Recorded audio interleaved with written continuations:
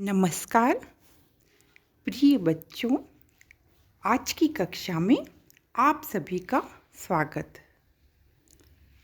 बच्चों, नर से नरोत्तम बनना अर्थात पुरुष से पुरुषोत्तम बनना ही मानव जीवन का लक्ष्य है और इसी लक्ष्य की प्राप्ति का संदेश देने वाली उदात्त रचना प्रिय प्रवास के अंशों को हम पढ़ रहे हैं। बच्चों, हमने पिछले व्याख्यान में पढ़ा था कि प्रेम एवं मोह में क्या अंतर होता है और दोनों में क्या समानता होती है। प्रेम और मोह में कई समानताएं होती है। दोनों में ही प्रिय के संग रहने की भावना बलवती होती है और साथ में ही प्रिय को चाहने की भावना भी उसमें विद्यमान होती है। लेकिन फिर भी मोह जो है वह प्रेम नहीं होता, क्योंकि मोह की भावना अस्थायी होती है और प्रेम की भावना स्थायी होती है। प्रेम में प्रिय के प्रति समर्पण की भावना होती है, इसीलिए वह स्थायी भावना है। तो बच्चों, प्रेम में स्थायित्व होता है और मोह में आकर्षण भले ही उसकी शक्तियाँ ज़्यादा हो, लेकिन प्रेम की तरह से वह कभी भी स्थायी नहीं होता है। तो यहाँ पर जो राधिका है, जो इस काव्य की नायिका भी है और जो केवल कृष्ण की प्रेयसी नहीं है, अपितु वह साथ में ही लोक सेवी भावना से भी युक्त है और कृष्ण को ही अपना आदर्श मानती है। तो वह आगे अपने उसी प्रेम से युक्त भावों को अभिव्यक्त करती हुई कह रही है।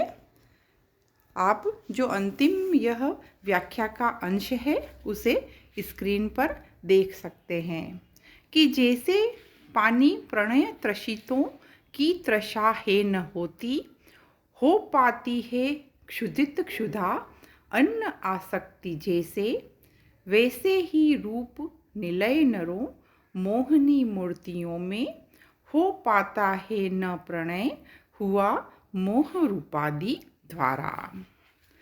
सबसे पहले हम शब्दार्थों को देखेंगे। प्रणय का अर्थ है प्रेम, त्रसितों का अर्थ है प्यासों, त्रषा का अर्थ है प्यास, क्षुधा का अर्थ है भूख, क्षुधित का अर्थ है भूखा, निलय का अर्थ है रूप से युक्त, मोहनी का अर्थ है मनमोहक।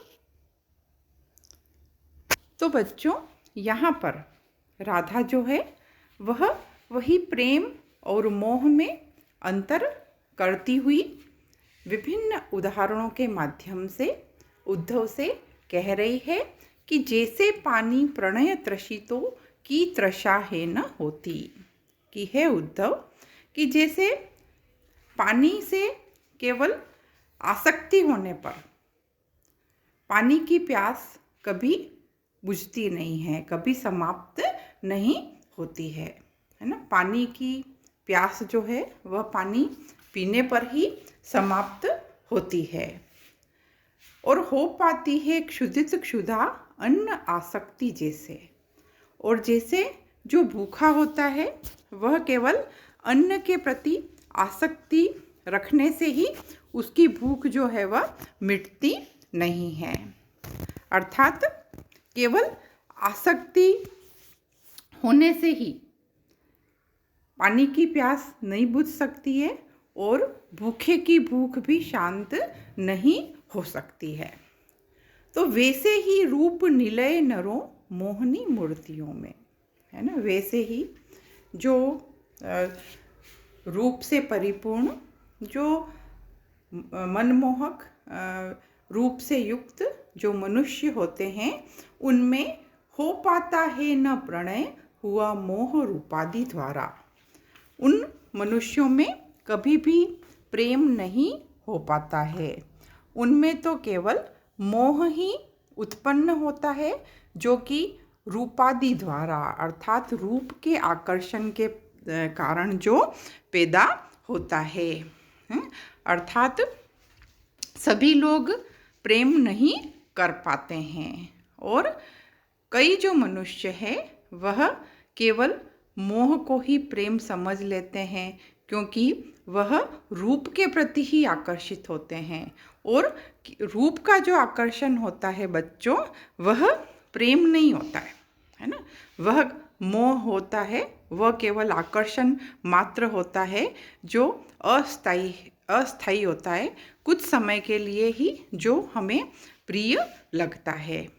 तो यहाँ पर राधा ने आसक्ति जो मोह में होती है ना, उसमें और प्रणय में अंतर बताया है कि जो प्रेम करने वाले मनुष्य होते हैं, है ना, उनमें मोह नहीं होता है, उनमें आसक्ति नहीं होती है, उनका जो प्रेम होता है ना, वह भी स्थायी होता है, क्योंकि वह केवल रूप का आकर्षण नहीं होता है।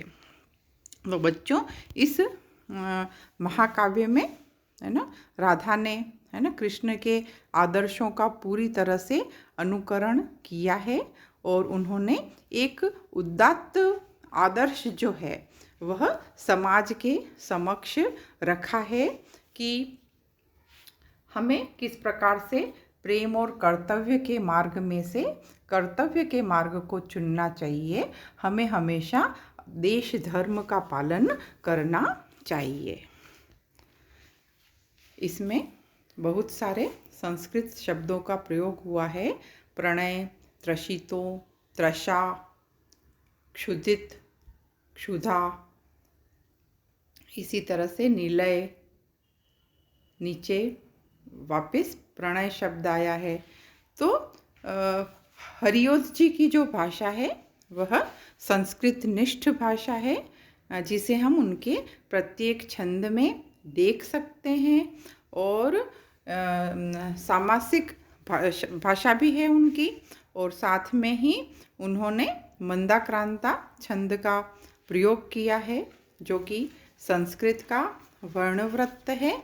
इन सभी विशेषताओं को आप विशेष में अवश्य लिखिए, और साथ में ही राधा के चरित्र की जो विशेषताएं हैं वह भाव सौंदर्य के अंतर्गत लिखें, और भाषा से संबंधित जो विशेषताएं हैं उनको कला पक्ष के सौंदर्य के अंतर्गत आप लिखें।